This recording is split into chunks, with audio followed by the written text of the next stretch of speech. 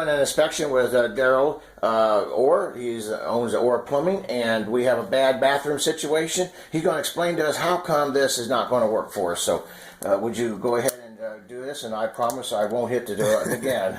Alrighty. So we have a basement bathroom. This here is going to be our main stack. This is our lateral that's going underneath the floor, going outside. So naturally, when you revent the bathroom, it's illegal. You will use the vanity drain because it will actually come up out of the floor, coming off your toilet. But in this case, it's not. It's actually above the floor, as you see there, all on its own separate drain line. Okay. Which means this drain needs a vent, and this drain needs a vent because everything's separately installed into the sewer lateral. So what you're saying is my shower here needs a vent, and of course we don't see the toilet on the other side of this back wall here. It also will need a vent now because they didn't tie it under the ground? Correct. So since all of them are individual, all of them have to be individually vented and or repiped. So you have two options.